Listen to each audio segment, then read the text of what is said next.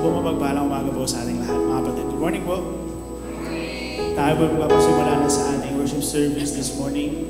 Kaya po I request everyone to stand and let's sing our opening song to give worship and glorify our Lord.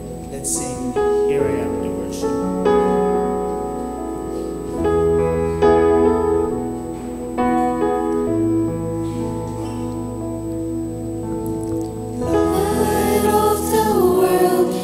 Step down into darkness, open my eyes, let me see beauty that made this heart adore you, hope of a life spent with you.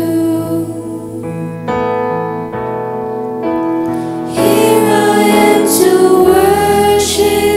here I am to bow down. Here I am to say that you're my God. You're altogether lovely, altogether worthy, altogether wonderful to me.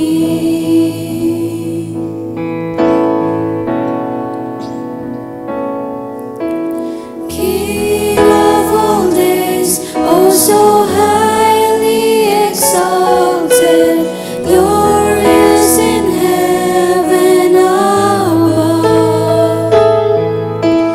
Humbly you came to this earth you created, all for love's sake became poor. Here I am to here I am to bow down. Here I am to say that you're my God. You're altogether lovely, altogether worthy, altogether wonderful to me. Here I am to worship. Here I am to bow down. Here I am to say that you're my God. You're altogether lovely, altogether worthy, altogether wonderful to me.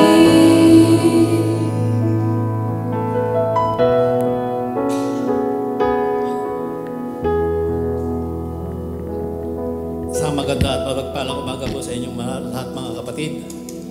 Bago po tayo mag-umpisa sa ating pananambahan sa ating Panginoon, ay ating muna po basahin na paalala tungkol sa ating pagsamba sa Kanya. Ganito po ang sinasabi ng mga awit sa Aklat ng 100, Kabanata 1 hanggang 5. Magkaingay kayo na may kagalakan sa Panginoon, kayong lahat na lupain.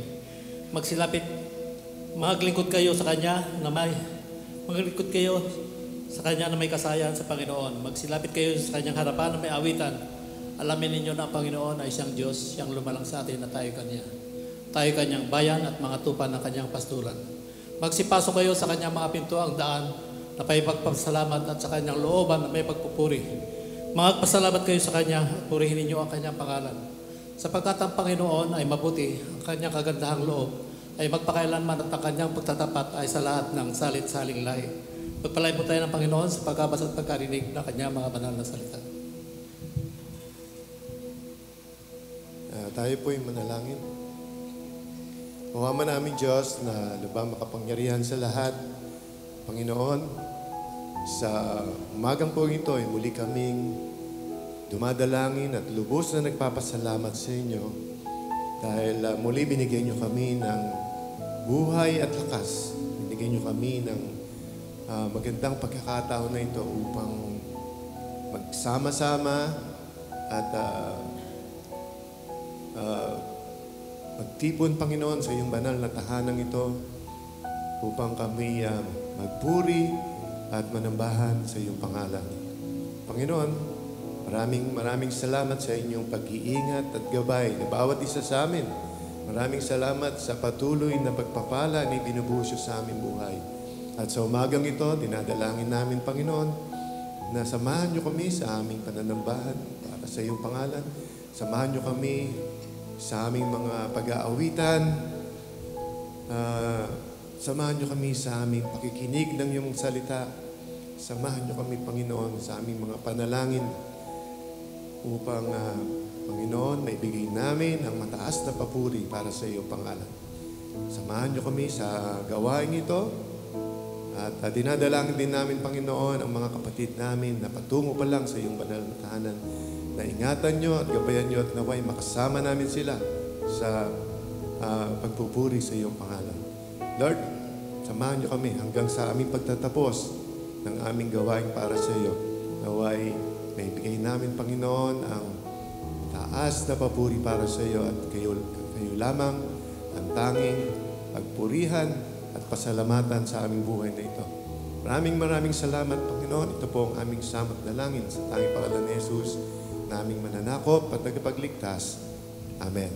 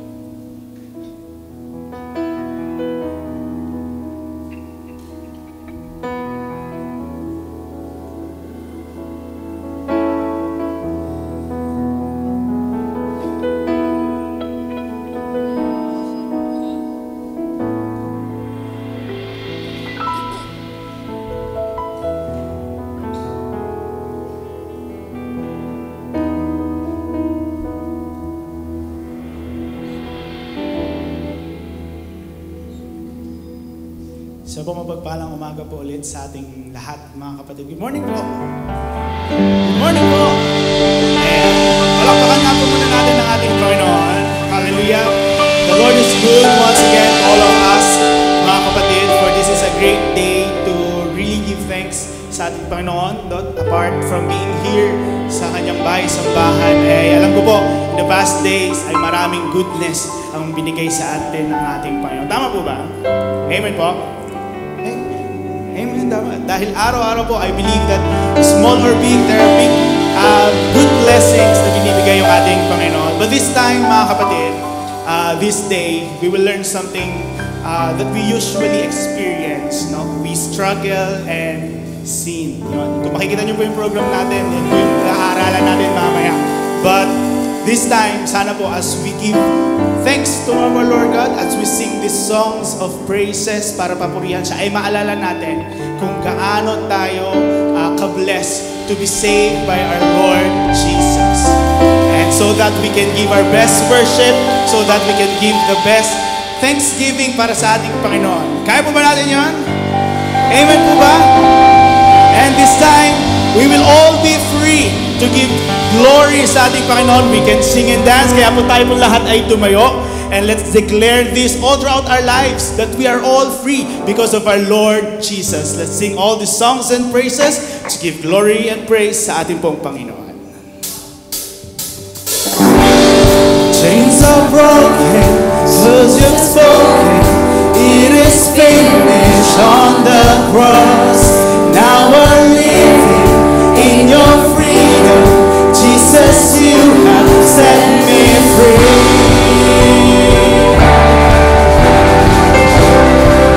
We'll all clap our hands as we sing the songs.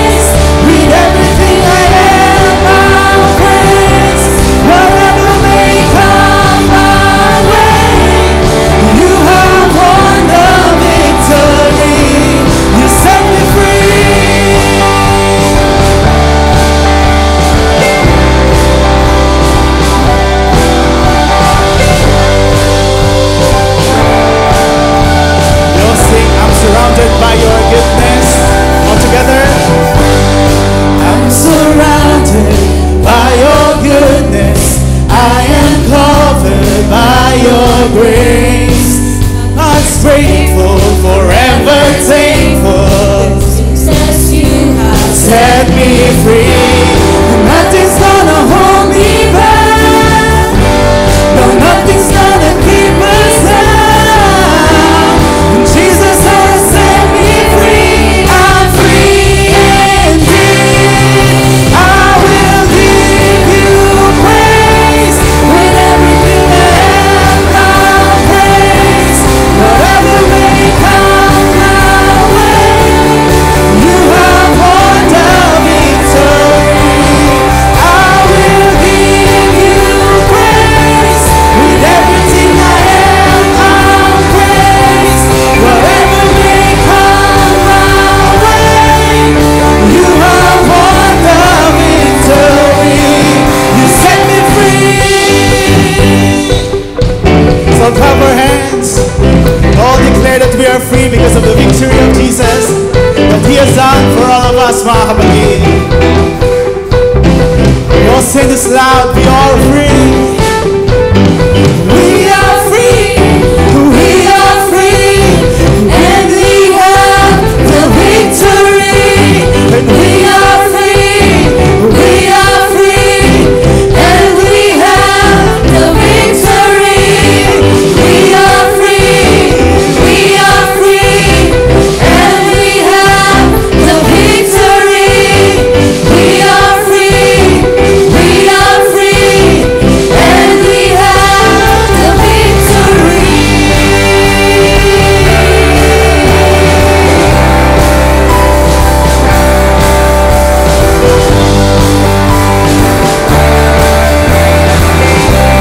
Let us sing, I will give you praise.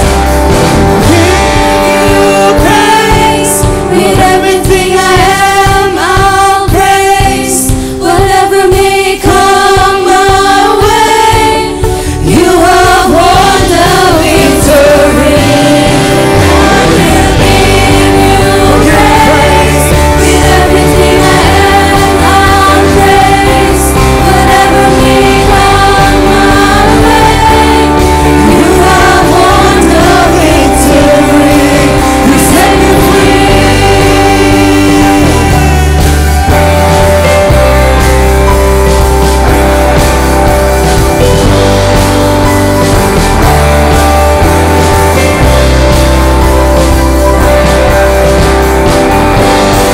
Walang pakamalala natin, Panginoon. Let us continue to declare that we are all free as we sing this song, I am free.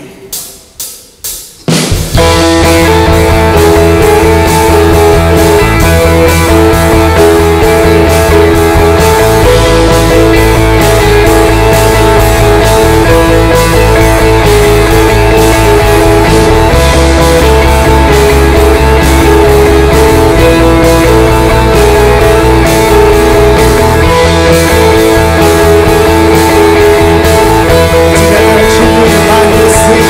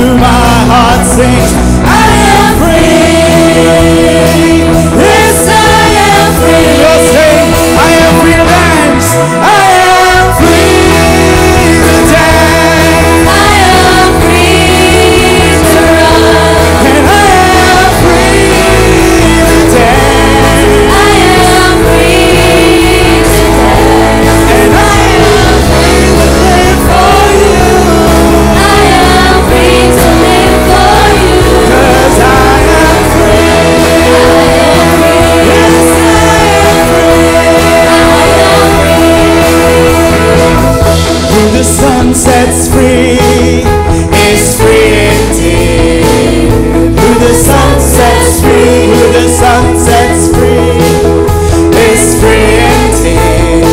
Who the Son sets free Who the Son sets free is free indeed. Who the Son sets free Who the Son sets free is free indeed. Who the Son sets free. We'll sing, I am free. I am free to run. I am free to run. I am free to dance. I am free to dance. I am free to live for you. I am free to live for you. 'Cause I am free. We'll sing it again. I'm free to run. And I am free to run. I am free to run. And I am free to dance. I am free to dance. I am free to live for you. I am free to live for you. 'Cause I am free. I am free. I am free.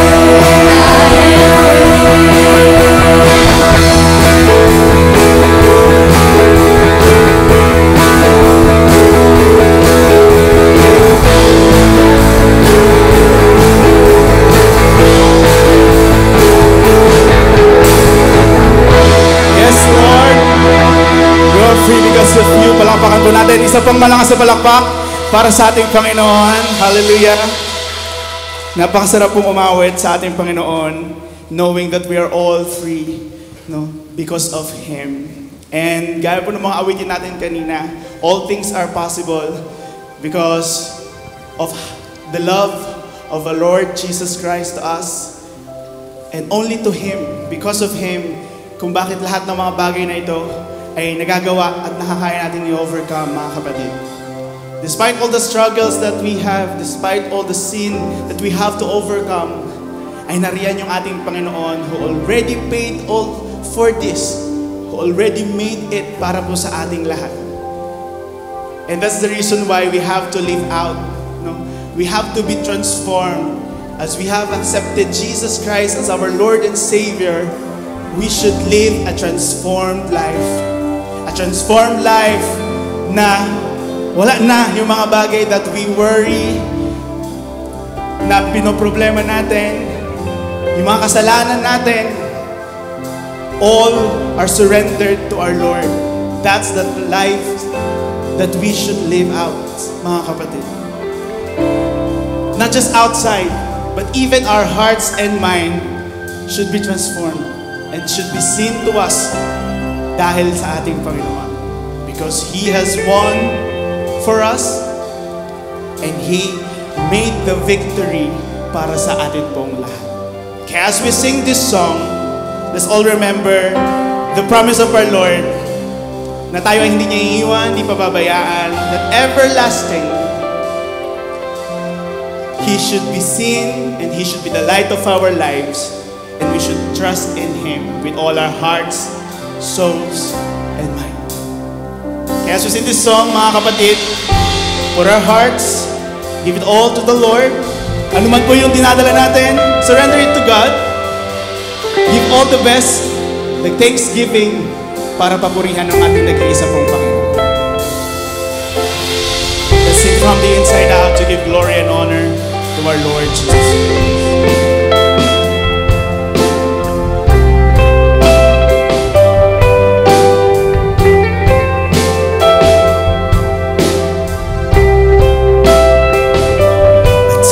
Sometimes I'll fail, still no mercy remains. Should I stumble again, still I'm caught in your grace, everlasting.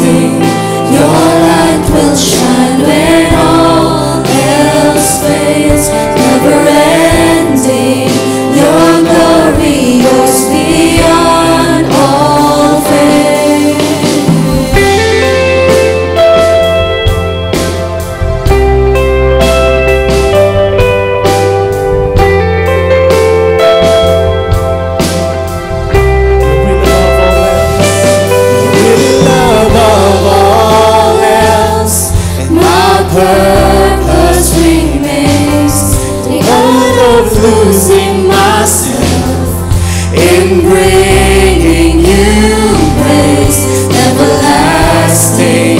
Your light will shine where all else fades, never ending. Your glory goes beyond all things. My heart and my soul, I give you control. Consume me from the inside out, Lord. Let justice and praise become my embrace, to love you from the inside out.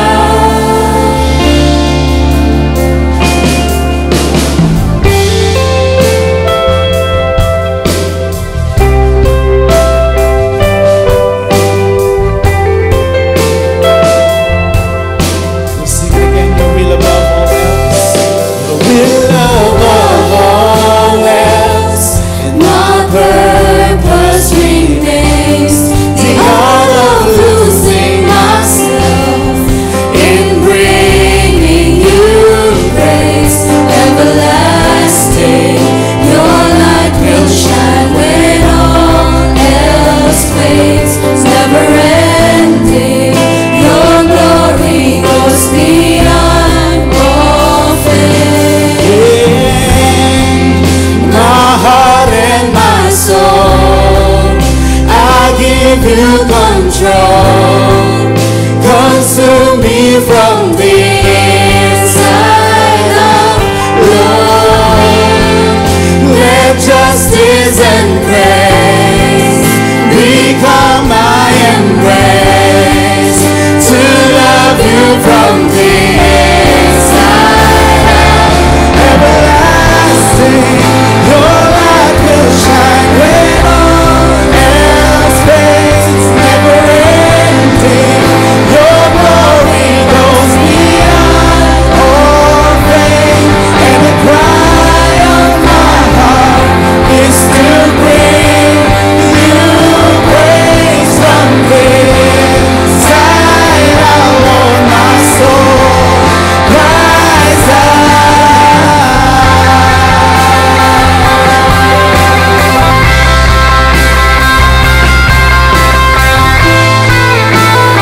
As we continue to sing to Him, mga kapatid, let us put our hearts and soul as we give this thanksgiving sa ating Panginoon. And let God control our lives. And be like Him in this world. Let's sing in my heart and my soul all together. my heart and my soul, I give you control. Consume me from the inside out, Lord. Sing this loud, church. Let justice and praise become my embrace, to love you from the inside out. Everlasting, your light will shine when all else fades, never ending. Your glory goes beyond all fame, and the cry of my heart is to bring you praise from the inside out. Lord, my soul, sing it again. Everlasting, everlasting, your light will shine when all else fades, never ending.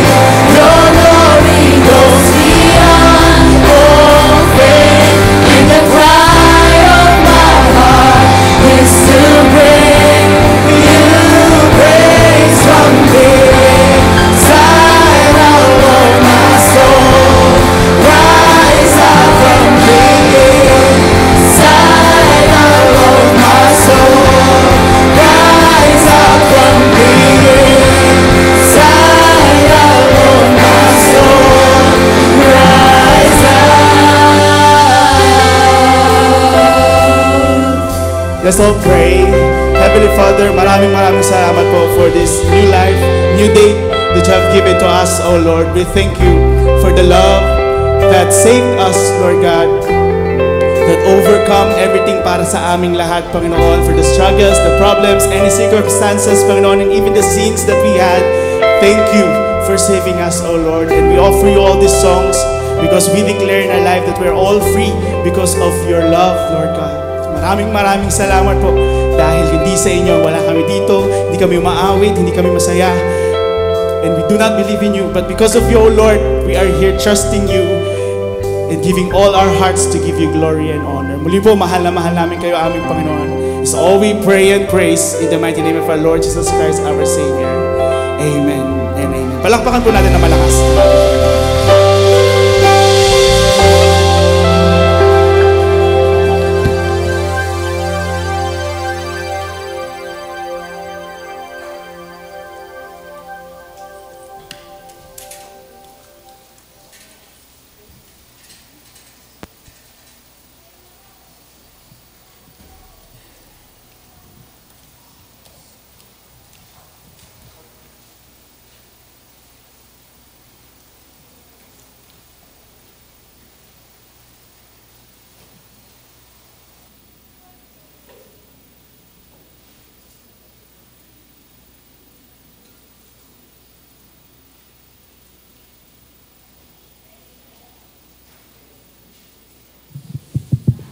Yan, sige po, at isang mapagpalang umaga po sa ating lahat. Good morning po.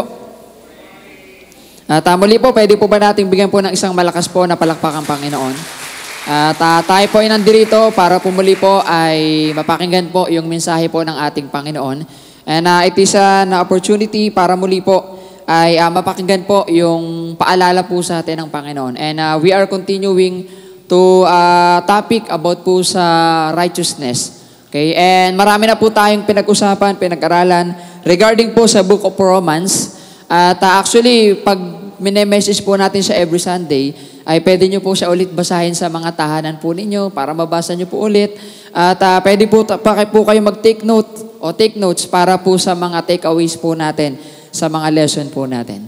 At before we start, ay nais ko po munang tanongin po yung bawat isa po sa atin. Meron po ba dito na nag-i-struggle po ngayon? When we say nag-i-struggle, ay nahihirapan. Meron po ba ditong nahihirapan? Taas po ang kamay. Ayan. Lahat po tayo, no? Maybe this week, meron po tayong mga struggle na pinagdaanan. Meron po tayong struggle na talagang gusto nating ma-overcome. Well, actually, meron po tayong isang pinakang struggle na kung saan ay parang kakambal na natin siya. Okay? Na hindi natin siya kayang tanggalin sa buhay natin. And ito po yung pag-uusapan po natin this morning. Because our topic this morning, ayan, sana po gumana po yung aking clicker. Ayan, kung hindi po gumana, pakiclick na lang po. Ayan, ang topic po natin is a struggle with sin. Okay? So, meron po ba dito na nag-i-struggle pagdating sa tinatawag na kasalanan? Okay, lahat po kayo tataas. Tama? Nahiya lang po tayo. Pero in reality, we are all struggle with sin kasi ang kasalanan ay talagang nagagawa po natin. And last time, meron po nagtanong po sa akin. Sabi po sa akin, Pastor, bakit po kaya kahit Kristiyano na ako at kahit nabaptize na ako, hindi ko pa rin maiwasan magkasala? Okay, minsan ba natatanong niyo po yun? Yung gusto mo naman maging mabait na, gusto mo naman maging perfecto na sa harapan ng Diyos, pero wala eh. Nakakapangusga ka pa rin, nagagalit ka pa rin, nagagawa mo pa rin yung mga habitual sin, kasalanan na sinasadya at hindi sinasadya. Okay? And ang sabi kong ganon, bakit nagiging ganon ang buhay ng Kristiyano? Because of our sinful nature. Okay? Kasi nung nabaptize po tayo, hindi naman po siya nawala. Nung nabaptize po tayo, na-receive natin yung salvation, nawala yung mga kasalanan po natin, but it doesn't mean hindi na po tayo magkakamali. Because in Romans 6:23, we are short for the glory of God. Lahat po tayo nagkasala sa harapan ng ating Panginoon. And that is the reason why we are struggling with sin. Kasi hindi natin siya pwedeng maiwasan. Okay? Pero ano ba yung mga bagay na kailangan nating maintindihan? Okay? Para hindi naman siya maiiwasan, pero at least kahit papaano, magiging aware po tayo. Okay? Kasi para siyang sakit na walang lunas, pero pwede mo siyang i-prevent at pwede kang maging aware para maiwasan po natin yung pagkakasala. Okay, nasusundan po natin. And this struggle with sin. Sabi po sa ating introduction, ayan, pa-next na lang po. Ayan. Sabi po dyan, many Christians struggle with sin because of the ongoing conflict between their new nature and the old nature, sinful nature. Okay, kaya tayo nagkakaroon ng conflict at parang nahihirapan tayo sa kasalanan kasi naninibago tayo. Kasi nung hindi pa tayo Kristiyano, parang okay naman to. Pero naging Kristiyano na tayo, bakit bawal na to? Naguguluhan tayo dun sa old nature natin at sa new nature na meron po tayo. Okay, na parang bakit parang walang binagbago, nagkakasala pa rin ako. But kailangan maintindihan po natin. Sabi po dito sa next slide po natin. Ayan. The battle against sin is a lifelong process. A Christian are called to resist sin, repent when they fall, and rely on God's grace for strength. Lifelong process ang kasalanan. Nasusundan po natin. Hindi kumot na baptize ka, pag-ahon mo sa tubig, wala ka nang magagawang kasalanan. At yung mga habitual sin mo, mawawala ka agad. Kaya nga lifelong process. Minsan it takes years bago natin matanggal talaga totally yung mga habitual sin na ginagawa po natin. Actually, yun yung pinaka-problema po natin, the habitual sin. Normal po na nagkakamali po tayo. Pero meron tayong tinatawag na habitual sin na kailangan mawala sa bawat isa po sa atin. Okay? And ito po yung pag-uusapan po natin this morning. And sabi po dito sa next slide po natin, ayan, the closer we draw to God, the more we become aware of our sin. Alam niyo bakit? Minsan, pag nag-aaral ka ng salita ng Diyos, ang dami mong tanong. Because nagiging malapit ka na sa Diyos. Pansinin niyo, nung wala pa tayo kay Lord, wala tayong tanong kay Lord. And parang wala tayong pakialam. Kasi in reality, habang lumalapit ka kay Lord, lalo mong naiintindihan yung kasalanan na ginagawa mo. Kaya yung iba ayaw lumapit kay Lord, ayaw magbasa ng Bible kasi maraming bawal, maraming kasalanan. And alam niyo, that is the purpose ng sinulat ni Pablo sa Book of Romans na pag-uusapan natin. That is the purpose of Romans chapter 7, verse 7 to 25. Because the closer we get to God, the closer become we aware of our sin. And that is the purpose of the law. Bakit binigay ng Panginoon kay Moses ang Ten Commandment habang sila ay naglalakbay papunta doon sa wilderness para hanapin yung promised land? It is because without the law, hindi magiging aware yung mga Israelita doon sa mga kasalanan na ginagawa po nila. So we have 8 things na pag-uusapan this morning while we are struggling with sin and ano yung mga pwede nating gawin para maging aware po tayo sa tinatawag na kasalanan. Sabi po sa first point po natin, sa next slide po natin, the law reveals sin. Bakit mayroong batas? Bakit mayroong law sa Pilipinas? Bakit mayroong batas na binigay ang Panginoon kay Moses? Na talagang even the time ni Jesus ay dala-dala pa rin la. It is because kung walang batas, hindi tayo magiging aware na masama pala to. Pansinin niyo sa mga magulang, binibigyan niyo ng babala yung mga anak ninyo para maging aware sila. Without the law, hindi natin malalaman na mali pala yung ginagawa po natin. So the purpose of the law na binigay ng Panginoon kay Moses is to reveal yung tinatawag na kasalanan. Kasi nung time po nila Pablo, sad reality, nung time po nila, mamaya itatakal din po natin, nangyayari po sa panahon po natin po ngayon, na yung batas po kasi, para siyang isang wall na malaki, na nagiging protection ng tao para hindi magkaroon ng flood. Nabaltaan niyo yun sa TV. Na merong isang part sa Manila, na merong barrier doon na wall na nagiba, and bumaha po dun sa buong lugar po nila. Ganun po yung batas. It is like the wall na nagiging barrier, okay? But because mahina yung pundasyon, hindi na alagaan ng maayos, nasira po yung wall na yon. Ganun po yung nangyayari minsan sa tinatawag na law dun sa batas. Masyadong inabuso ng mga Pharisees, hindi nila inintinding masyado yung sinasabi ng kautusan, kaya naging dahilan, sa halip na maprotektahan sila sa kasalanan, naging dahilan pa para magkasala sila. Minsan, yung batas nagiging dahilan para magkasala yung tao. Which is, ang pinaka-main purpose nito is maiwasan tayo para magkasala. Okay, tingnan po natin sinasabi ni Pablo. What then shall we say? That the law is sin? By no means. Yet if it had not been for the law, I would not have known sin. For I would not have known what it is to covet if the law had not said, you shall not covet. Sabi ni Pablo, hindi ko malalaman yon na bawal makiapid kung walang batas, kung walang kautusan.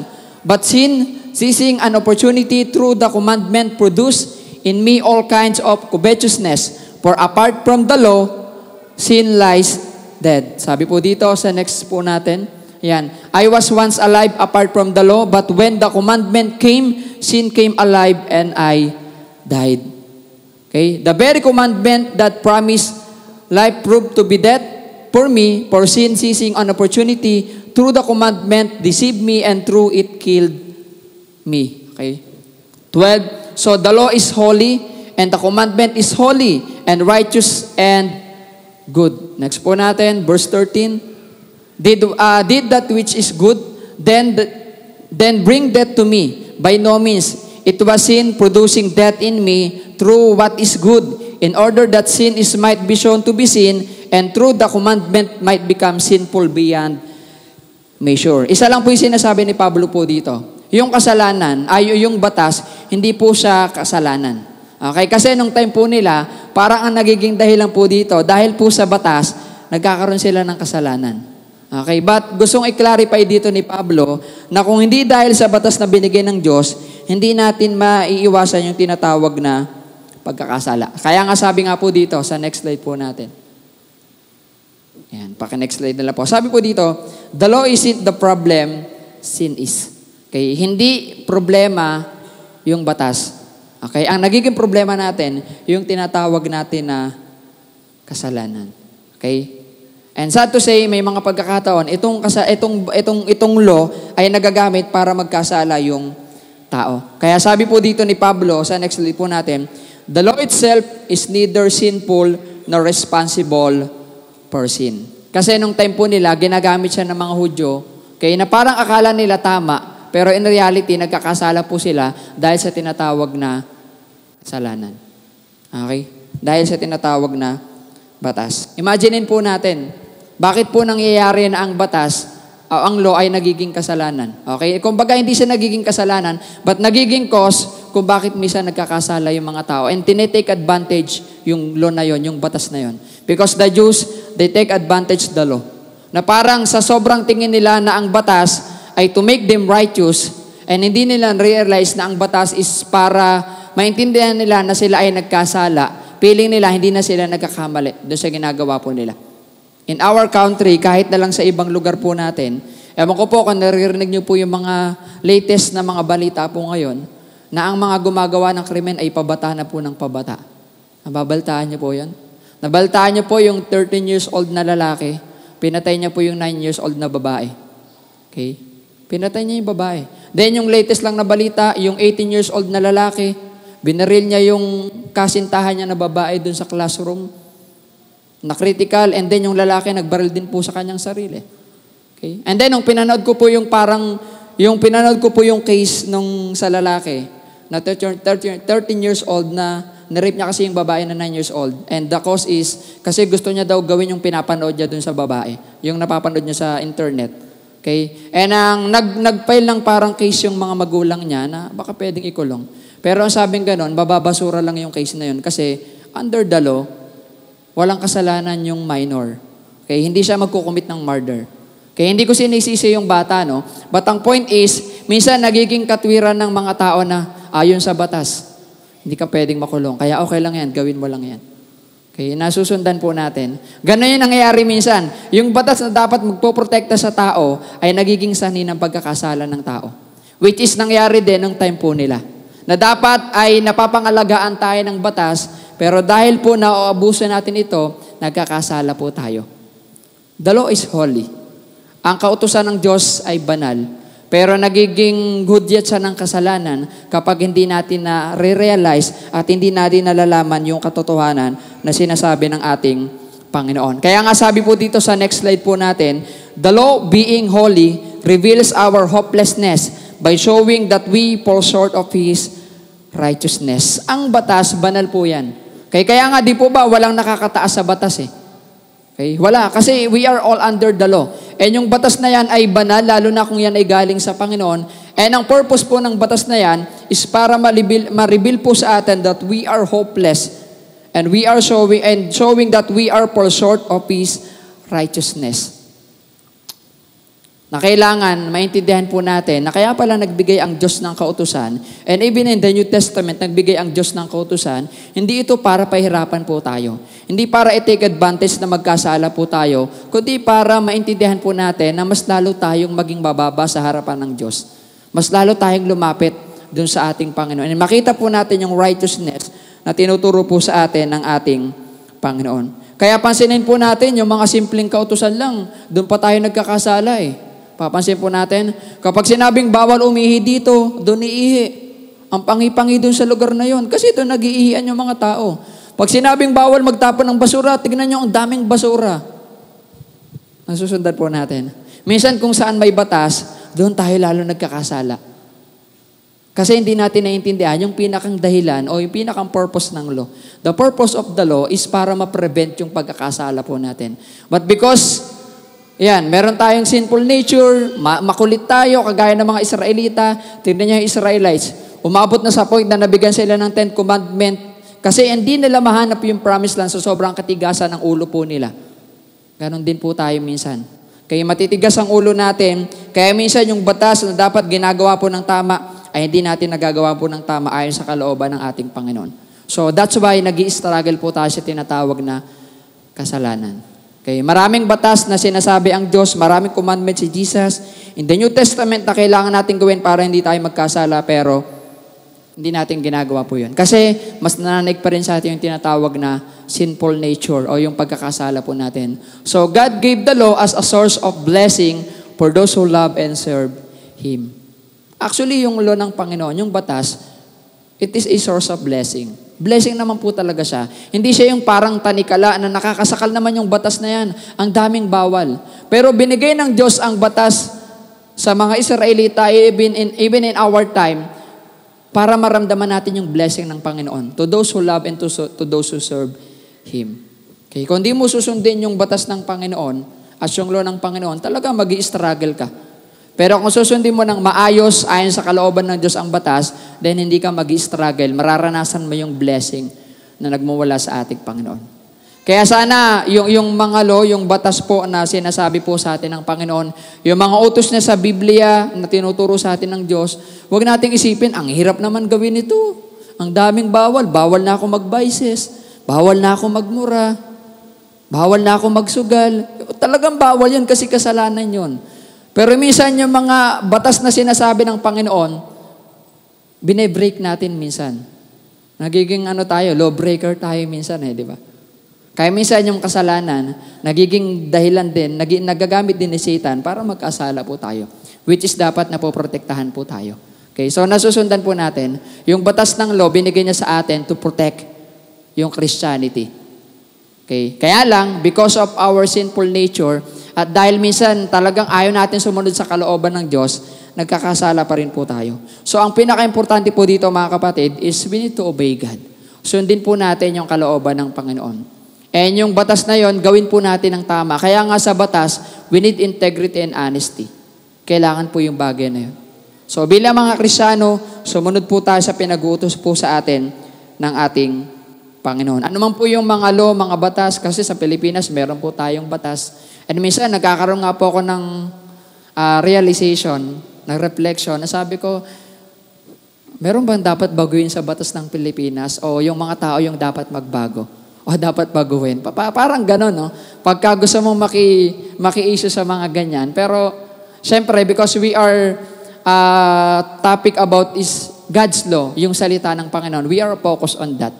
Okay, na kailangan stick ka lang dun sa salita ng Diyos. And kapag sinunod mo yung commandment ng Panginoon, magiging source siya ng blessing, hindi ng struggle sa isang Kristiyano.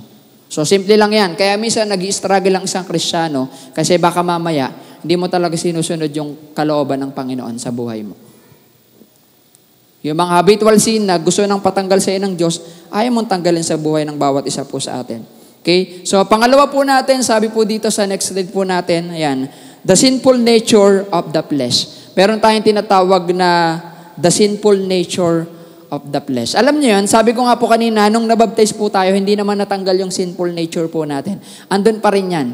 Okay, na-receive natin yung salvation, na wala yung kasalanan po natin, but it doesn't mean hindi na tayo nagkakamali at nagkakasala pa rin. Kasi meron tayong tinatawag na the sinful nature. And yung tinatawag na sinful nature of the flesh, ito yung matinding kalaban po nating mga Kristiyano. Lalo na kapag meron kang habitual sin. Halimbawa, habitual sin po natin yung magsugal, pero dahil Kristiyano ka na. Minsan naglalaban yung isip mo, yung katawan mo na, susugal pa ba ako o hindi? Diba? Na susundan po natin. Yun yung tinatawag na habitual sin o yung tinatawag na sinful of the flesh, sinful nature of the flesh. Naglalaban yung flesh natin sa sinasabi ng Espiritu ng Panginoon sa buhay ng bawat isa po sa atin. And kay Pablo, naranasan niya rin po yan. Basahin po natin. For we know that the law is spiritual, but I am on the flesh sold under sin. Nilinaw po yan ni Pablo. Sabi po sa verse 15, next po natin. And for I do not understand my own action, for I do not do what I want, but I do the everything I hate. Nararanasan po ba natin po yan? Di natin minsan maintindihan yung ginagawa natin. Pero minsan mas ginagawa natin yung mga bagay na hindi natin gustong gawin. Yung mga nagkakasala po tayo. 16:17, now if I do what I do not want, I agree with the law that it is good. So now it is no longer I who do it, but sin dwells within me. Si Pablo, nung hindi pa niya alam yung kautusan, ginagawa niya kung ano yung gusto niyang gawin. But because meron ng batas, that is good. Kasi ginagawa na niya kung ano yung gusto ng Panginoon. Pero meron pa rin siyang tinatawag na sinful nature of the flesh. From verse 18, for I know that nothing good dwells in me, that is, in my flesh. For I have the desire to do what is right, but not the ability to carry it out. Ang hirap pag wala ka kay Lord. Imagine niyo si Pablo, lingkod na ng Panginoon. Na kay Lord na yan. Pero may mga pagkakataon na hindi niya maiwasan gawin yung desire niya. But not the ability to carry it out. Parang hindi niya kayang tanggalin basta-basta. Yung sinful nature, yung flesh na nasa kanya. For I do not do that good I want, but the evil I do not want is what I keep on doing. Now if I do what nakakalito, no? Now if I do what I do not want, it is no longer I who do it, but sin that dwells within me. Andun pa rin yung tinatawag na sinful nature na ano po natin, pinag-uusapan po natin. Next po natin, ayan, sabi po dito, because the real battle with sin is internal in the heart and mind. Okay, yung tinatawag po dito ni Pablo, yung sinasabi niyang sinful nature of the flesh, ito yung tinatawag nating internal in the heart and mind. Ito yung magkaiba yung sinasabi ng Espiritu ng Diyos sa ating isipan minsan, tsaka sa gustong gawin ng flesh ng bawat isa po sa atin. And dito nag-i-struggle minsan yung mga Kristiyano. Okay? Tayo po mga lingkod ng ating Panginoon, nag-i-struggle po sa bagay na yan. Okay? Sabi po dito, yan, Paul indicates that while believers are no longer under the dominion of the flesh, totoo po yan. Kapag na kay Kristo ka na, tinanggap mo na yung ating Panginoon, sabing ka nun dito, hindi na tayo under ng kasalanan. Okay? Ibig sabihin, malaya ka na from sin. But sabi dito, yan, it presence still linger within them. Bagamat yung kasalanan, pinalaya ka na ng Diyos, pero andyan pa rin yan. Because of our sinful nature. Alam mo yun, yung parang nagkasugat ka, pero gumaling, pero meron pa rin peklat. That is our sinful nature of the flesh. Okay? Na mahirap tanggalin sa bawat isa po sa atin. And even si Pablo, nahihirapan po siya. Kaya in Romans chapter 6, verse 12 to 13, sabi po doon, pilitin natin na gumawa ng maayos at hindi na magkasala sa ating Panginoon. Naalala niyo yung sinabi ng Panginoon kay Cain, bago niya patayin si Abel? Sabing ganon, kung maganda yung ginawa mo, dapat kang matuwa. Pero kung masama, mag-ingat ka kasi yung puso mo, pwedeng pasukin ni Satanas para magkasala ka. Our heart is very important. Okay? Pero yung puso natin minsan deceive ng kasalanan. And ito yung sinasabi ng Panginoon po sa atin, ni Pablo po dito, na meron kang kaisipan, yung katawan mo, yung espiritu ng Panginoon, gusto niya maglingkod ka kay Lord, pero yung flesh mo, wag ka na lang muna magsimba kasi pagod ka sa work mo. Okay? Wag na lang tayo manood, iba na lang gawin natin. Iba ko kung na-experience niyo yun. Yung parang may demonyo tsaka angel na naglalaban sa isip mo.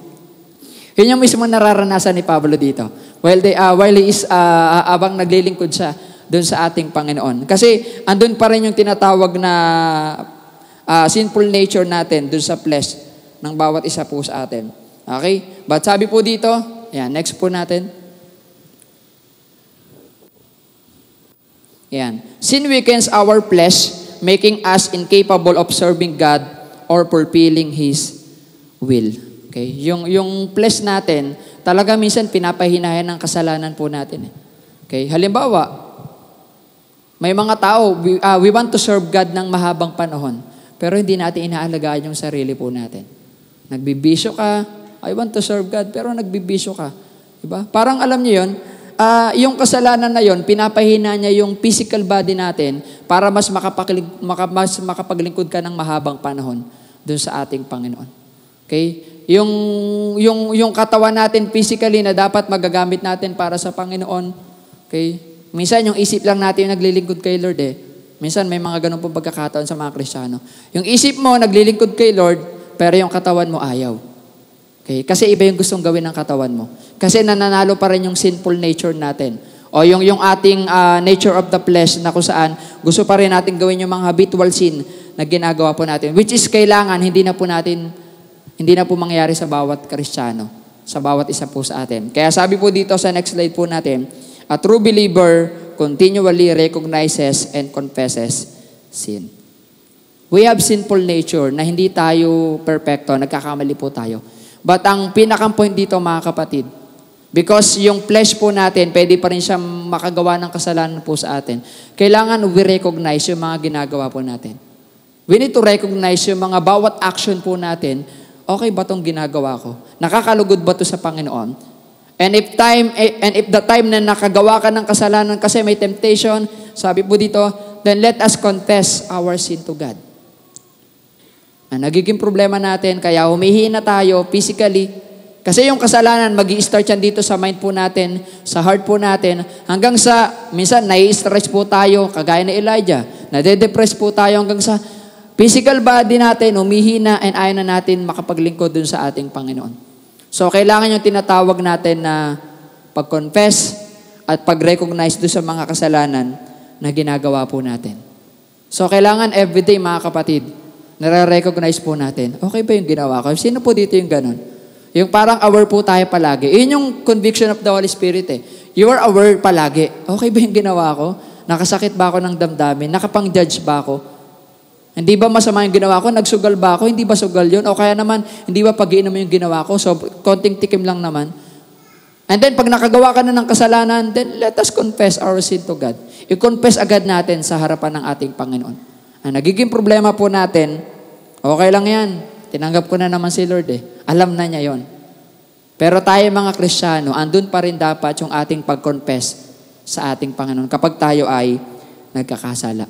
Okay? As a believer, grow spiritually, they naturally develop a deeper hatred of sin and a greater love for righteousness. Alam niyo, para hindi tayo mag-struggle sa sin, kailangan mas mahalin natin, okay, yung tinatawag na righteousness. And sabing gano'n dito, kailangan kamuhian natin yung kasalanan. Pwede bang sabihin mo sa katabi mo, kamuhian mo na yung kasalanan? Kaya minsan minamahal natin, no? Minsan nga inaalagaan pa natin eh. Ginagawa nating pet. Hanggang sa, di mo alam, ahas pala yan, tutuklawin ka na yan. Ganun yung kasalanan. Kaya wag nating alagaan yung kasalanan. But sabi dito, as a believer, grow spiritually. Kung alam mo sa sarili mo na nag-grow ka spiritually because lagi mo naririnig yung message, then naturally develop a deeper hatred of sin. The more na nag-aaral ka ng salita ng Diyos, the more na alam mo yung kautusan ng Panginoon, then kailangan mas lumalalim at mas gumagrabe yung hatred mo sa kasalanan. Because God hates sin. Ayaw ng Diyos ang kasalanan. Okay? And kailangan mas mangibabaw sa atin yung pagmamahal sa righteousness, sa katwiran ng Panginoon. Okay? So, yun yung nais ng Panginoon sa bawat isa po sa atin. And panglas po natin, sabi po dito, the actual sin of the mind. Bukod dun sa tinatawag po natin na nature of the flesh, yung kasalanan, meron tayong tinatawag na the actual sin of the mind. Na kahit yung ating pag-iisip, kahit Kristiyano na tayo, nagkakasala pa rin po tayo. And nakikipaglaban po yan. Okay? Ano ibig sabihin ng actual sin of the mind? O yung sin of the mind? Ibig sabihin po niyan is, sin of the mind is disobeying God's will. Okay, hindi lang siya yung, pag sinabing sin of the mind, hindi lang siya yung nag-iisip ka ng masama sa kapwa mo.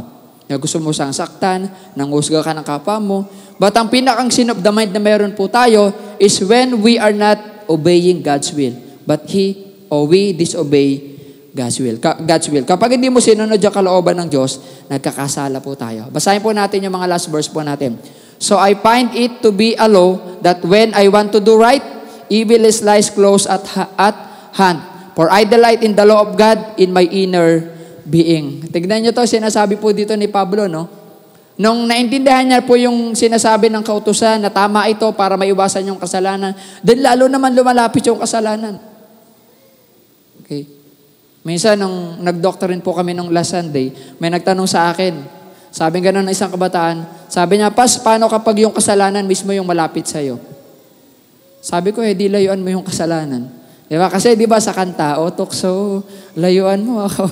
Pero hindi naman lalayo yung kasalanan eh. Diba? Kung ang temptation sa'yo is pagkain at bawal sa'yo yan, huwag mong tignan. Kasi hindi naman naalis yung pagkain, wala namang buhay yan eh. Ikaw ang lalayo sa kasalanan. Okay, so minsan nagiging ganun tayo, yung sinasabi po dito. Okay, next po natin sa mga last verse po natin.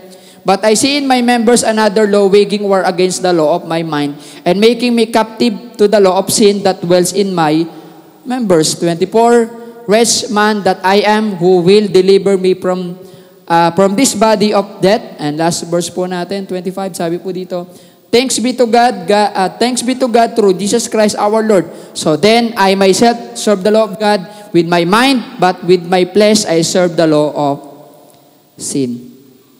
Okay? So sinabi ko na po kanina, pag sinabing sin of the mind, ito po ay pag-disobey, ito tinatawag na God's will o sa kalooban ng ating Panginoon. Sabi po dito, sin is so rich and powerful that even in the redeemed believer, imagine niyo po gaano ka makapangyarihan ng kasalanan. Even the redeemed believer, it remains present. Kahit Kristiyano ka natin, nanggap mo na si Lord, andyan yan. Nandyan pa rin yan. Minsan nasa ang lalim kasi nun eh. Minsan nando sa pinakang ilalim ng puso natin, nasa pinakang isip po natin, contaminating their life and frustrating their desire to do God's will. Alam niyo kung gaano ka makapangyarihan yung kasalanan. Minsan sinisira nito yung kalooban ng Diyos para sa buhay mo. And kapag nagpatalo ka sa nature natin, sa flesh natin, sa mind natin, at hindi ka sumunod sa kalooban ng Diyos, matatalo ka ng kasalanan. Kahit Kristiyano ka niya. Kaya pansinin po natin, kahit Kristiyano na po tayo, ang hinahina pa rin natin minsan. Sumusuko pa rin tayo minsan. Okay? Kaya yung salvation minsan, diba? Parang hindi na natin makita. E minsan, pag tinatanong kayo, sigurado po ba tayo na ligtas po tayo? Nagda-doubt po tayo. It is because alam natin yung sarili po natin. Well, in fact, ando yung katotohanan that if you receive Christ, you will receive salvation. Okay? Pero kailangan maintindihan po natin na kailangan paglabanan pa rin natin yung tinatawag na sinful nature na meron po tayo. Kasi kapag hindi mo na paglabanan po yan, pwede ulit mamunga yan at mag-cause ng kasalanan sa buhay ng isang Kristiyano. Okay, sabi po dito sa next po natin, sin continues to bow at the door even in the lives of believers, seeking to lead them into disobedience. Yung kasalanan, palagi siyang kumakatok sa atin. Okay? And yung kumakatok na yon, pag pinagbuksan po natin, delikado po tayo. Ganyan yung kasalanan eh. Okay? Temptation, maraming pwedeng maging cause ng pagkakasala ng tao. Temptation, kasalanan na hindi sinasadya or sinasadya. Sabi ko nga po kanina, even minsan yung mga law, nagiging cause po siya ng kasalanan kapag hindi natin nasunod yung kalooban ng ating Panginoon para po dyan. And sa bawat isang Kristiyano, sobrang makapangyarihan po yung kasalanan sa atin. That's why ang kailangan po natin is grace ng Panginoon. The forgiveness ng ating Panginoon. Okay? But sabi ko nga po, kagaya ng pinag-uusapan po natin, kahit na kay Lord na po tayo, patuloy at patuloy pa rin kumakatok yung kasalanan sa atin. Because habang lumalapit ka kay Lord, si Satan gagawa ng paraan para makalayo ka sa Kanya. Okay? Kaya ingat-ingat po tayo sa pagbukas ng pinto pag may kumakatok. Ganon din po sa atin. Sa puso mo, sa mga nakikita natin, ng mga mata po natin, maging careful po tayo. Kasi baka mamaya, yun yung katok ni Satanas para mamunga ulit yung kasalanan sa atin. Kasi yung sinful nature natin, tinanggal na yan ni Lord eh. Not totally, kasi andyan pa rin po yan. Okay, but nagkakaroon ulit yan ng panibagong bunga kapag hindi natin naalagaan yung buhay ng bawat isa po sa atin. And sabi po dito, sin weakens our minds, making it difficult for us to trust God's plan. Naalala niyo po yung unang naging hari ng Israel? Tanong to sa CYF kahapon eh. Sino po unang naging first kings of Israel? Si King Saul. Okay, si Haring Saul. Alam niyo si Haring Saul, dumating sa pagkakataon na dahil hinayaan niya na makapasok si Satanas sa puso niya. Okay? Nag-knock doon sa door niya, pinapasok niya, naging dahilan para mawala siya doon sa God's will, sa kalooban ng Diyos. Kaya yung pagiging hari niya nasira, pinaltan kaagad siya ni David. Okay? Kasi kinain na siya ng kasalanan. Okay? Ito po yung nangyari po sa atin minsan, na yung mind po natin, kailangan nating ingatan po yan kasi pinapasok po yan ni Satan para po tayo ay magkasala. At kapag totally na brainwash ka na ni Satan, mahirap po makabalik po dyan ulit. Kaya be careful sa bawat isa po sa atin po dito. Okay? Yung mga habitual sin po natin, dapat tinatanggal na po natin po yan. Okay? Normal sa atin yung nagkakamali. Pero yung mga habitual sin, yan yung pinakang common na nagiging dahilan kung bakit lumulubog ulit tayo sa kasalanan. So, you know yourself, alam po natin yung mga habitual sin po natin. Si Lord lang nakakalam tsaka ikaw. So, kung ano man po yan, tanggalin na po natin po yan. Kasi mamaya, pwede pang maging cause yan para lalo tayong lumagkasala sa harapan po ng ating Panginoon. And sabi po dito, we must set our minds on what glorifies God rather than on our desire. Kailangan iset po natin yung mga kaisipan po natin kung ano yung nakakabuti para sa Panginoon. Okay? Sabi ng Panginoon, sabi ng salita ng Diyos, set our mind on things above, not on earthly things. Okay? Iset natin palagi yung mind po natin. Na ano man yung gagawin mo, in Colossians 3:17, whatever you do, whether work or deeds, do it in the name of the Lord. Kailangan, bantahin mo yung isipan mo, yung puso mo, na kailangan ginagawa mo lagi para mag-glorify yung ating Panginoon. Okay po? So, sunod po natin, sabi po dito sa ating conclusion, struggling with sin is a common experience for Christians, rooted in the intention between the flesh and the spirit. Kasi meron tayong tinatawag na na war, digmaan. Okay? Yun yung digmaan po natin sa flesh, saka po dun sa spirit ng bawat isa po sa atin po dito. And ito yung pinakakalaban po natin. Kaya nga pinakakalaban po natin talaga, walang iba kundi kasalanan. Okay? Hindi mo talaga kaaway yung katabi mo o yung kung sino man. Ang kaaway mo yung bumubulong sa kanya para gumawa ng kasalanan. Okay? So sabi po dito, as we struggle, sin is the sting of death, and the law gives sin its power. But through the grace of God, we have been given victorious life and salvation through our Lord Jesus Christ. Matagal na po tayong panalo. Sabi mo sa katabi mo, matagal ka ng panalo. Okay? Matagal na po tayong pinanalo ng Diyos. Nung namatay siya dun sa krus, nabuhos yung kanyang dugo para po sa atin, nabuhay siyang uli, niligtas na po tayo ng ating Panginoon. We are victorious dahil po sa ating Panginoon. Pero wag naman nating hayaan na masayang yun dahil lang sa magpapatalo po tayo sa simpleng kasalanan na kumakatok po sa atin. Kaya sana po mas maging strong po tayo, mas maging malakas yung bawat isa po sa atin. Palakasin po natin yung ating spiritual, yung ating kaisipan, yung ating mga puso, para na sa ganon, kung batok man ulit po yung kasalanan, ay hindi na po natin ulit sila pagbubuksan. Kung bukas man yung puso mo, kailangan para sa Panginoon. Pero kailangan sarado na yung puso at isipan mo para sa kasalanan. Pero masabihin nyo, kasalanan, X ka na sa akin. Okay, dapat gano'n na yung kasalanan. Diba? Dapat wala na yung kasalanan sa buhay natin kasi si Kristo na yung nabubuhay sa puso at isipan ng bawat isa po sa atin. Kaya yun po yung paalala po ng ating Panginoon. And this time po ay ini-invite ko po na tayong lahat po ay magsitayo sa oras pong ito. At tayo po ay magkakaroon ng awit panawagan.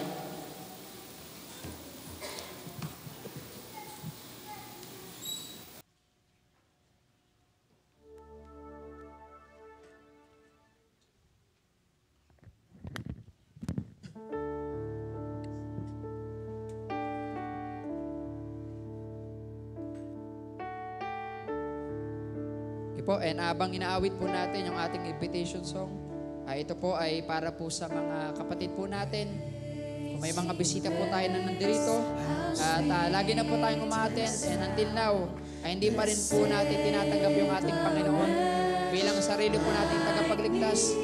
Kagaya po ng mensahe po natin this morning, wala pong ibang pwedeng matanggal ng kasalanan po sa atin kundi yung ating Panginoon. And kung nahihirapan ka na wala si Lord sa buhay mo, mas mahirap po yung buhay po natin kapag hindi po natin siya tinanggap bilang sariling tagapagligtas. Kaya muli po, habang inaawit po natin yung ating invitation song, ay baka meron po dito na wala pa sa ating Panginoon at hindi pa rin siya tinatanggap bilang sariling tagapagligtas. Pwede po tayong manalangin po ngayon. Kausapin po natin ang ating Panginoon. Baka si Lord na po yung kailangan po natin. Si Lord po yung tumatawag po sa atin. Si Lord yung dahilan kung bakit nandito po ngayon. At para mapatawad yung ating mga kasalanan. Walang ibang pwedeng magpatawad ng kasalanan po natin. Walang ibang pwedeng mag-save po sa atin sa kasalanan kundi yung ating Panginoon. Kaya muli po, baka meron po dito na wala pa sa ating Panginoon, and until now ay hindi pa rin siya tinatanggap bilang sariling tagapagligtas. Malaya po tayong lumapit sa unahan. Tanggapin ang ating Panginoon bilang sariling tagapagligtas.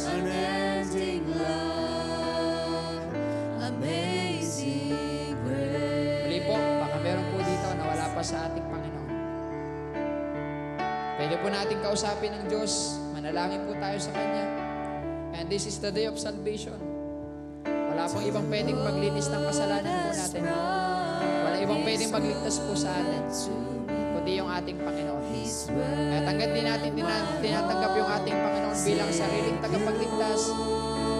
Nagpapasakop sa Kanya hanggang sa tubig ng bautismo ay hindi natin mararanasan ang kapatawaran na nagmumula sa ating Panginoon.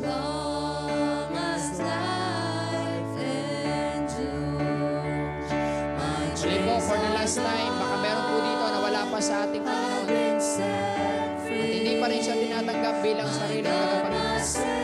Malaya po tayo lumapit sa unahan. Huwag po tayo mahiya. Huwag po tayo matakot. Tanggapin ang ating Panginoon.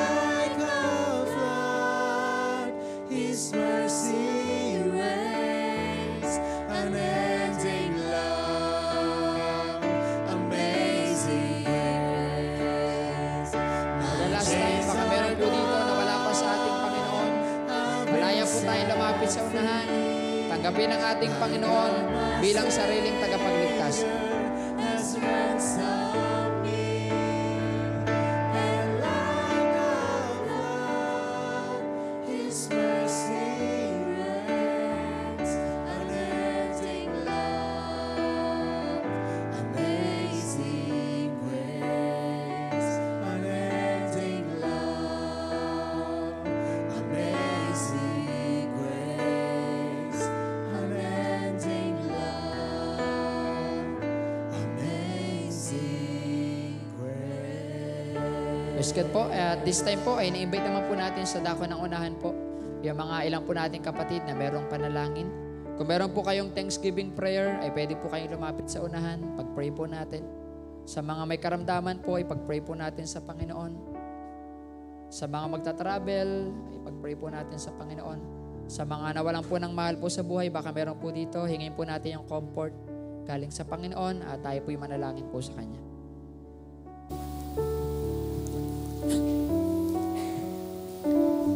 Sige po, tayong lahat po sama-sama yumuko at manalangin. Aming Diyos na makapangyarihan sa lahat, Lord, maraming salamat po sa oras pang ito. Lord, nandirito sa inyong harapan ang inyong mga lingkod. Meron po silang kanilang panalangin, nababasa niyo po yung kanilang mga puso, isipan, Panginoon. Panalangin, pagpapasalamat para po sa mga answered prayer, Lord God, para po sa mga kaarawan na binigay niyo po sa kanila at mga magaganda nangyari sa kanilang buhay, Panginoon. Salamat, Panginoon, patuloy niyo po silang pagpalain. Patuloy po nila, Lord God, ma-enjoy ang kanilang buhay. Kasama po yung mga mahal po nila sa buhay. At kung meron pa po sila mga panalangin, ay ibigay niyo po ito sa kanilang buhay, Panginoon. Lord, kalakip ng aming panalangin para po sa mga may karamdaman, Lord God. May mga iniinda sa kanilang physical na pangatawan, Lord God. Alam namin, Panginoon, na kayo po yung aming dakilang Diyos, dakilang manggagamot. Kaya, Panginoon, patuloy niyo po silang pagalingin. Ipuin niyo po sila inyong pagpalang kamay. maranasan po nila, Lord God, yung kalakasan nagmumula po sa inyo. Lord, sa mga kailangan po nilang gamot, mga doktor na titingin po sa kanila, ay patuloy pong magamit, Panginoon, gamitin niyo po sila para bumbuti ang kanilang pakiramdam, Panginoon. Sa mga pangangailangan po nila financially, Lord, kayo po yung patuloy na mag-provide. Lord, sa mga nangangailangan ng trabaho, sa mga nagwo-work, palakasin niyo po sila. Ingatan niyo po ang kanilang kalusugan, Lord God. Makasumpong yung mga naghahanap ng work na sa ganon, Panginoon, matugunan lahat ng pangangailangan ng kanilang pamilya at para matugunan yung pangangailangan po nila para po sa sarili po nila, Panginoon. Lord, sa mga merong panalangin para po sa mga safe travel na pupunta sa ibang lugar outside the country, Lord God, o kahit sa bansa lang po namin, Panginoon, ingatan niyo po sila. Patuloy po silang maging safe sa mga pupuntahan po nila, sa mga sasakyan po nila, kayo po yung magprotekta, Panginoon, at patuloy, Lord God, na ilay niyo po sila sa lahat po ng kapahamakan, Panginoon. Lord, panalangin po namin para sa mga nakakaranas ng kalungkutan, may mga pagsubok, nag-i-struggle, Lord God, sa kasalanan, nagdadalamati sa pagkawala ng mga mahal po nila sa buhay, yakapin niyo po sila, Panginoon. Maranasan po nila yung pagmamahal nagmumula po sa inyo at patuloy, Panginoon, na ingatan niyo po yung kanilang buhay. Lord, marami pa po kami mga panalangin. Pagamat kapos po yung aming mga labi, mga isipan para bagitin po lahat, pero Panginoon, nababasa niyo po yung isipan ng inyong mga lingkod. Kaya Panginoon, dinadalangin po namin sa inyo, nadigin niyo po yung aming mga panalangin at bigyan niyo po ng katugunan ayon sa inyong dakilang kalooban. Salamat, Panginoon. Patuloy ka naming pupurihin, papasalamatan sa pangalan ni Jesus. Amen. God bless po sa ating lahat.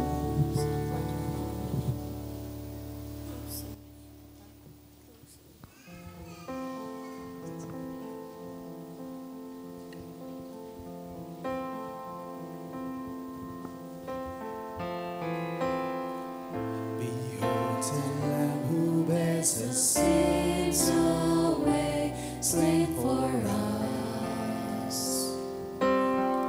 And we remember the promise that all who come in faith find forgiveness at the cross.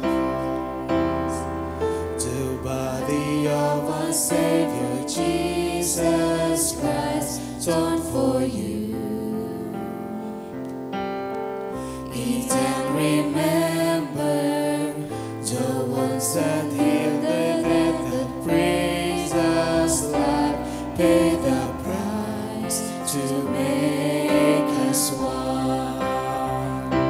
So we share in this bread of life, and we drink of His sacrifice as a sign of our bonds of love around the table of the King. The blood that cleanses every stain of sin shed for you. Drink and remember, He drank that cup that all we saved to receive the life of God.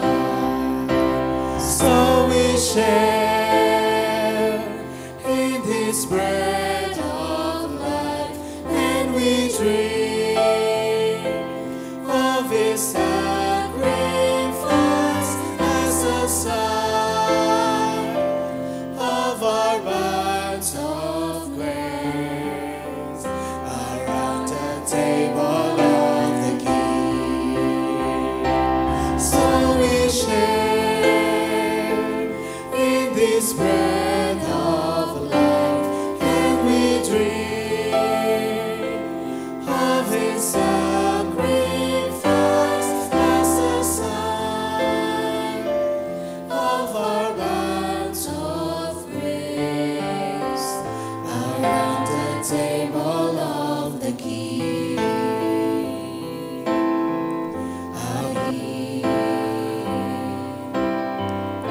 Around the table of the King, table of the King.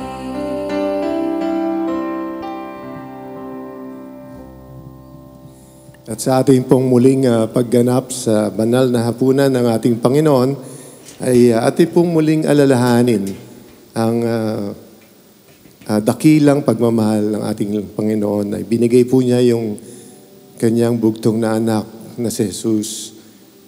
Binigay po niya hanggang doon sa krus ng kamatayan upang mabigyan lang po tayo ng buhay at kaligtasan.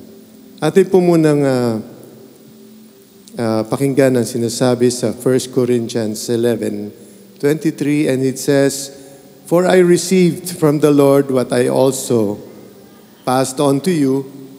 The Lord Jesus, on the night he was betrayed, took bread, and when he had given thanks, he broke it and said, 'This is my body, which is for you. Do this in remembrance of me.' In the same way, after supper, he took the cup, saying, 'This cup is the new covenant in my blood. Do this whenever you drink it in remembrance of me. For whenever you eat this bread and drink this cup, you proclaim the Lord's death until he comes. So then, whoever eats the bread and drinks the cup of the Lord in an unworthy manner will be guilty of sinning against the body and blood of the Lord. Everyone ought to examine themselves before they eat of the bread and drink from the cup. For those who eat and drink without discerning the body of Christ eat and drink judgment on themselves." May the Lord bless us upon hearing and reading of His holy word.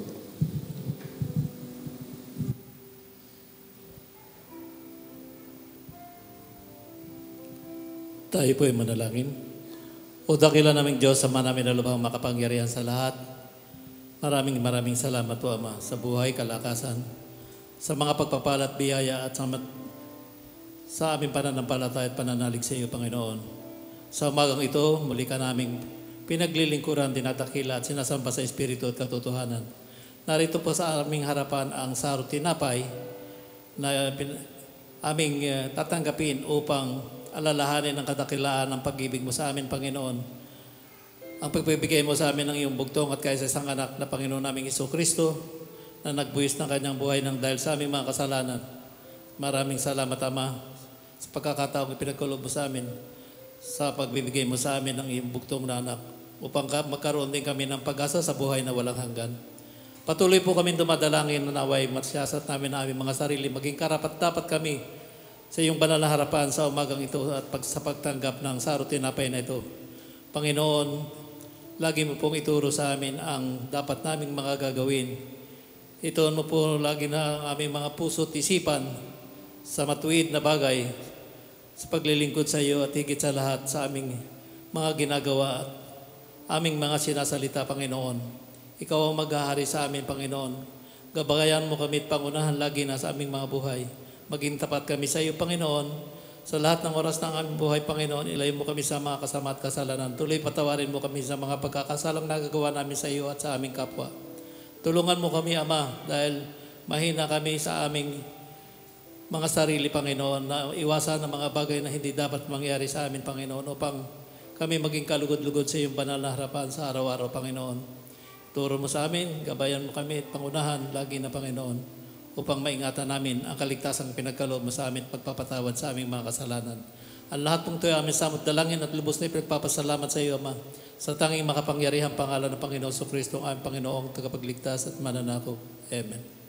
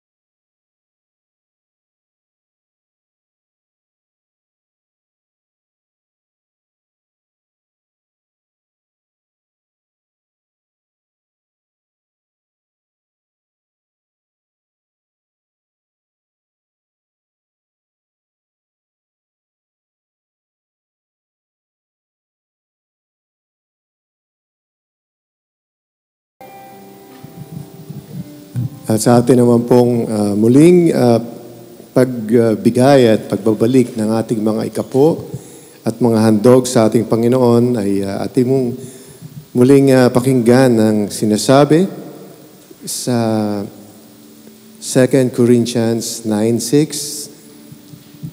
And it says, "Remember this, whoever sows sparingly will also reap sparingly, and whoever sows generously will also reap generously.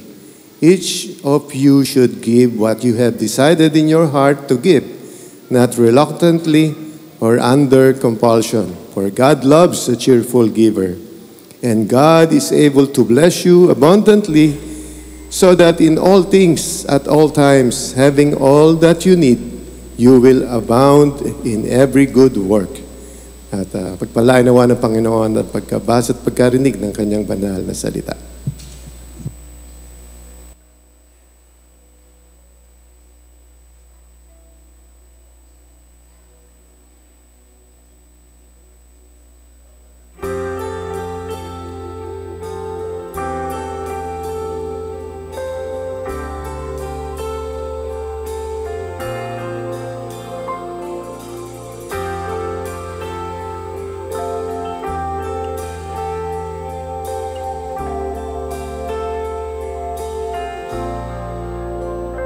We give thanks with a grateful heart.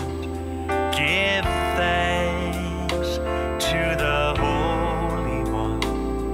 Give thanks because He's given Jesus Christ, His Son. Give thanks with a grateful heart. Give thanks to the Holy One. Give thanks because He's given Jesus Christ, His Son. And now let the weak say, "I am strong."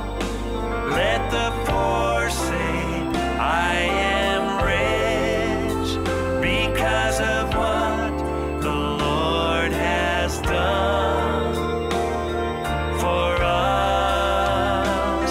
And now let the weak say, "I am strong." Let the poor say, "I am rich," because of what the Lord has done for us. Give thanks.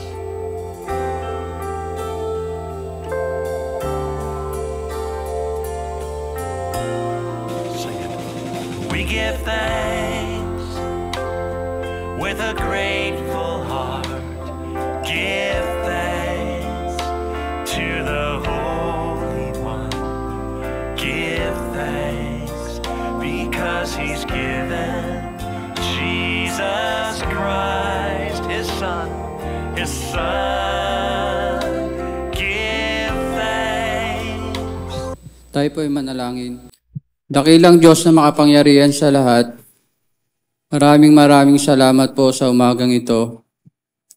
Lord God, thank you po sa mga blessing, sa buhay, kalakasan, na patuloy niyo pong binibigay sa bawat isa para po magamit sa aming mga buhay sa pangkabuhayan.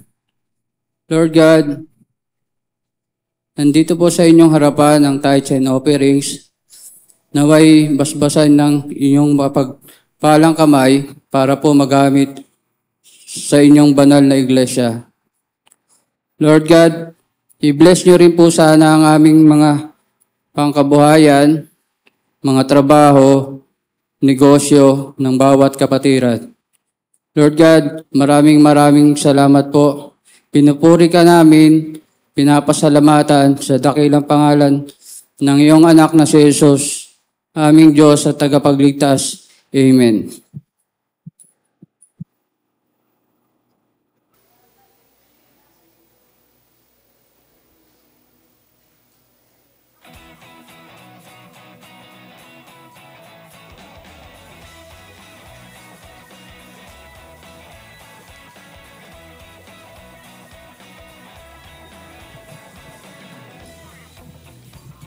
Isang mapagpalang araw po sa ating lahat. At palakpakan naman muna natin ang ating Panginoon.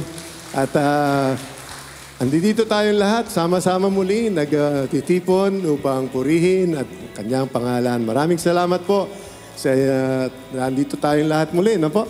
At sa ating po mga announcements ay patuloy po ang mga gawain ng ating Panginoon dito po sa 20th Church.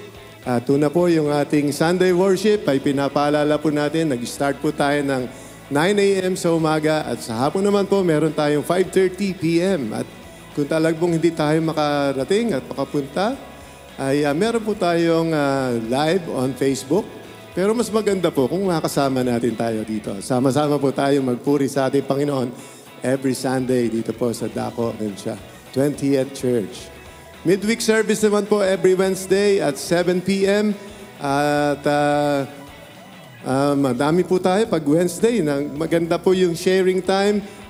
Sumama na po kayo, mag-join po kayo at ma-experience nyo po kung paano po mag-share ng ating mga buhay-buhay. Di po? At ma-feel po natin ang pagpapala ng ating Panginoon. Yan po.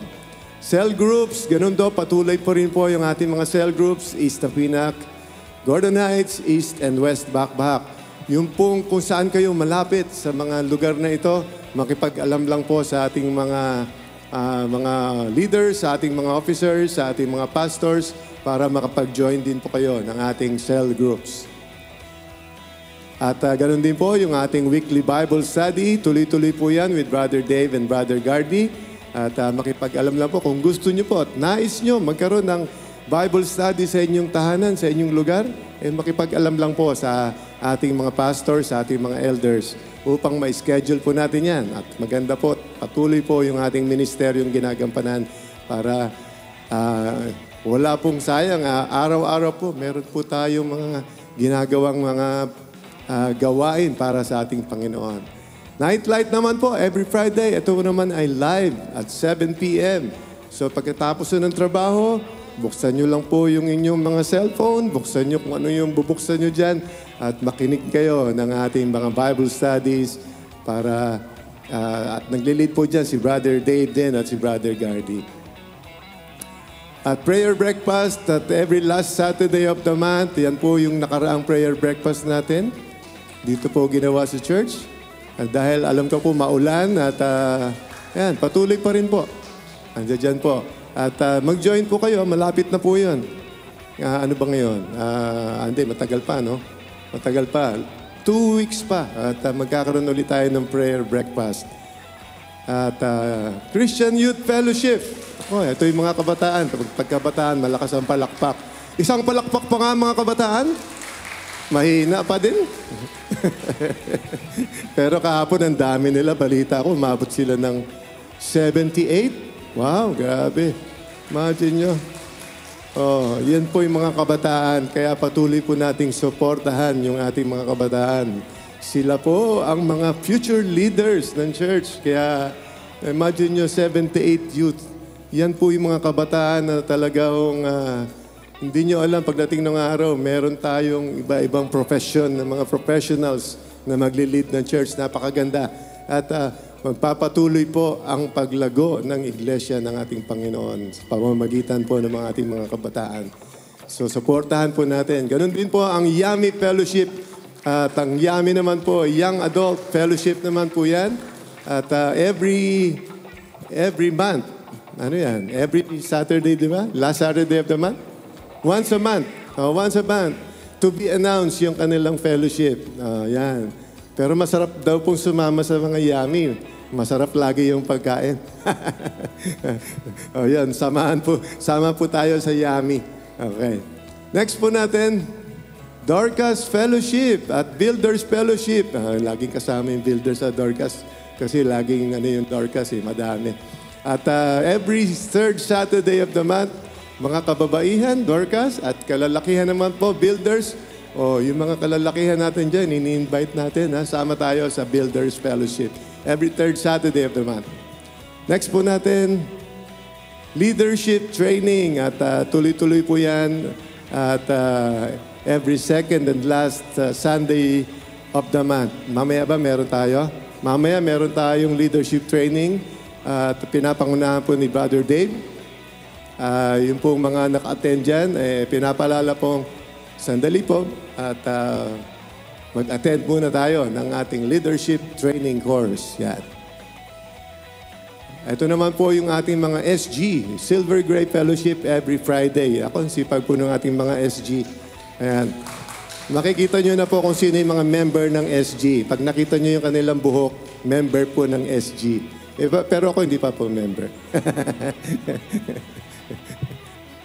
So, regular Bible School. Ito po yung sa Gordon Heights, sa Block 27. Kahapon po nangyari ito. Supposed to be every Saturday po yan. Kaya lang yung mga nakaraang linggo, nakaraang Sabado, panay na panay po ang ulan. Kaya hindi tayo natuloy. So kahapon po natuloy. Biglaan po natuloy dahil ang ganda ng panahon. So makikita nyo po, meron po tayong, I think, 14 kids po ang pumunta kahit na biglaan. Yan. So ang saya-saya po kahapon. Kaya ini-invite namin kayo na sa next Saturday, kung maganda po ang panahon, sama po tayo at makatulong po tayong mag-encourage at magturo ng mga bata doon po sa dako ng Block 27 sa Gordon Heights. Supposed to be mga 80 po yung tinatarget natin to 100 kids. Imagine nyo, ang dami-dami. Matutulungan po natin yung mga bata. At yung mga bata na yan, habang maliliit, maturuan po natin ng aral at pag-ibig ng ating Panginoon para paglaki nila, hindi sila maligaw at makasama natin sa paglilingkod sa ating Panginoon. So, suportahan po natin ang ating mga gawain at napakarami po ng gawain ng iglesyang ito at naway patuloy po tayong pagpalain at gabayan ng ating Panginoon. At ganun din po sa ating mga birthday celebrants itong August, greet po natin ng happy birthday si Sister Joy Lineses. Yan. Si Sister Olesia Cances. Si Sister Laika Caniedo. Ayan. Ang dami po may birthday ngayon, ha? Si Sister Laika Caniedo. Sino pa po? Hindi ko mabasa. Sister Milagros Alvis. Yan, happy birthday kay Luz Biminda Capuli. Yan. Oh, wala na? Yun lang. Ha? Sino yun? So, yun po yung mga may birthday ngayon. At meron pa pala, Sister Maria Lourdes Garcia. Happy birthday kay Brother Manuel Bartasar. Sister Ana Lisa Angeles. Sister Jerry May Edanyo. Sister Jermaine Fidenes. And Sister Jocelyn Olaguer. Yan, ang dami birthday. Meron pa, Brother Grandi Rots Mosquero. Happy birthday din kay Fidelin Beatrice Castro, Sister Fidelita Bianca Castro, at JP Abenohar. Yan, happy birthday po sa inyong lahat. Baka meron pa po tayong hindi nag-greet dito. Happy birthday po sa inyong lahat at may you have many, many more to come. At pagpalain nawa kayo ng Panginoon. At ganun din po sa ating mga bisita sa umagang ito ay greet po natin at batiin po at welcome po natin si Sister Juanita Agan. Sister Juanita? Sister Juanita, welcome po. At kasama po siya ng Sister Lita Melendres. Ayan po. Welcome po. Maraming salamat po sa inyong pagdalo at naway kita-kita tayo muli sa mga gawain pa po ng ating Panginoon dito sa dako ng 20. At ganun din po kay Brother Fidel Ramos. Welcome kay Brother Fidel. Brother Fidel, meron ka dyan? Diyan ba si Brother Fidel, welcome po. Si Jalin Lee. Sister Jalin Lee, welcome. Wala dyan si Sister Jalin. Baka po meron pa kayong katabi na inyong bisita, hindi po nailista dito. Wala na po. Kung wala na po, ay saan po?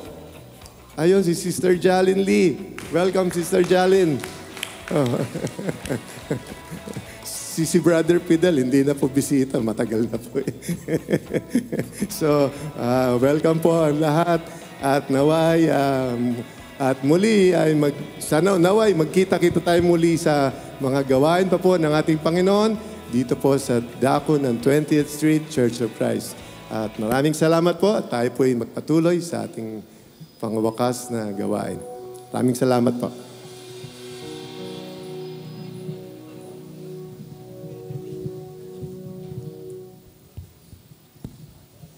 Awitin po natin ang ating pangwakas na awitin. Let's sing the blessing.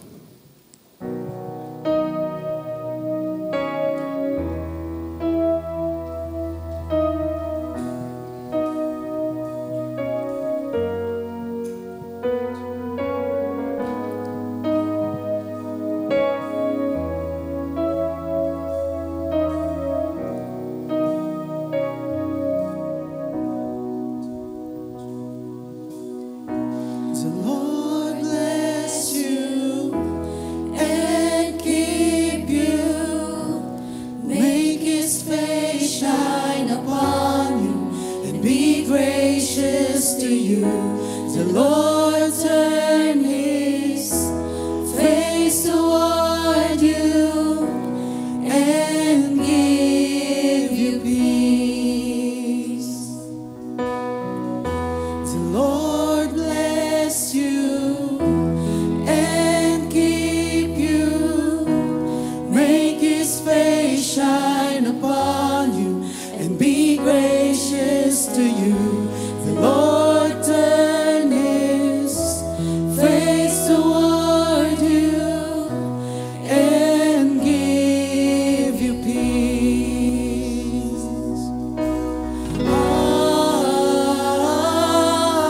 Amen. Amen.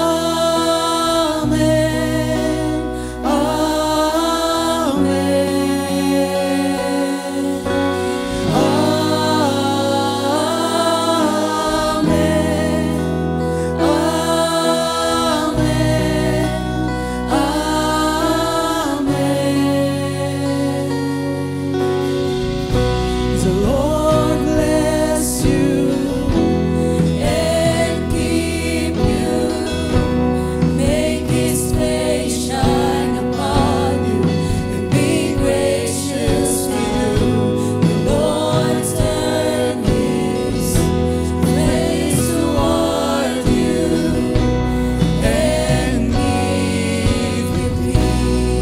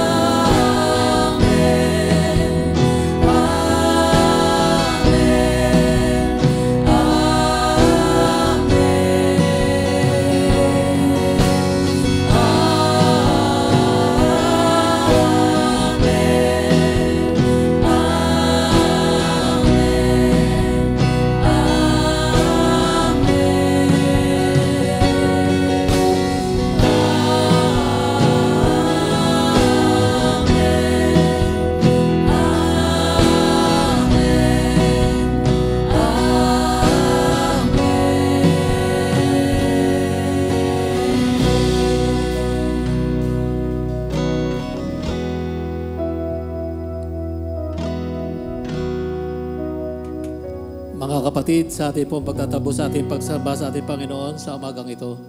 Bago po tayo magkahiwa-hiwalay ay muli po tayong lalapit sa ating Panginoon at tayo po'y manalangin. O dakila naming Diyos, sama namin na lubang makapangyarihan sa lahat. Patuloy po kami nagpapasalamat Ama sa lahat ng bagay na pinagkakalob mo sa amin mula sa buhay, kalakasan, mga kalusugan, masaganang pagpapalat biyaya.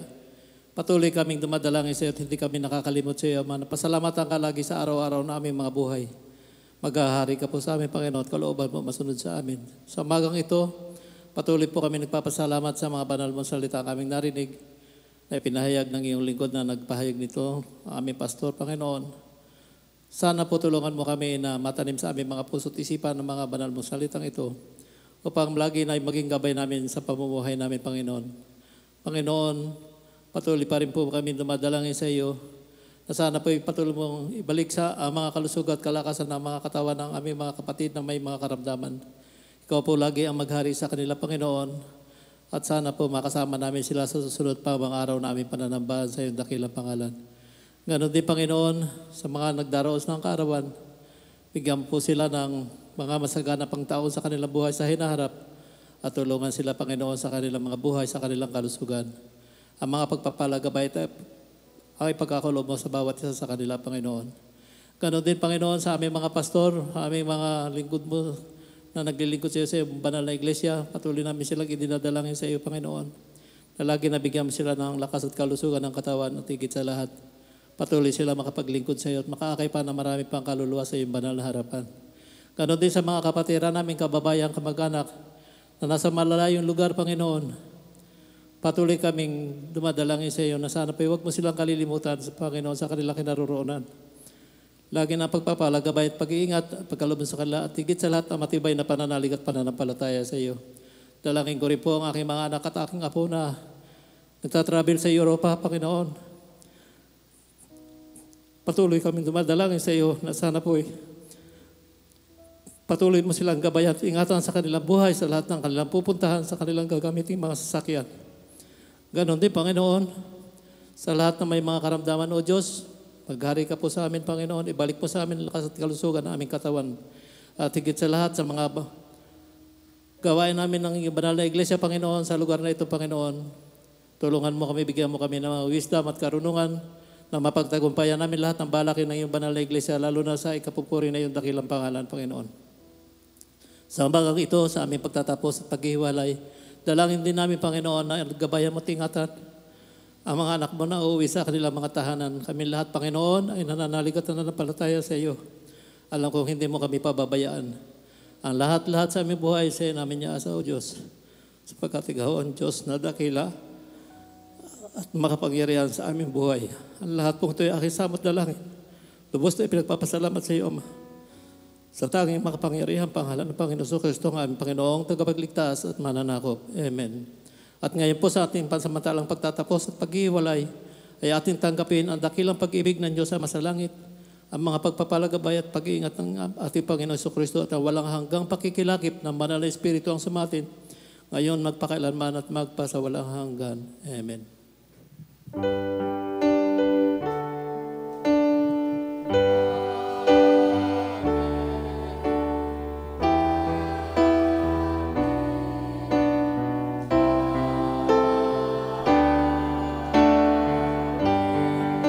Magandang umaga po sa inyo lahat.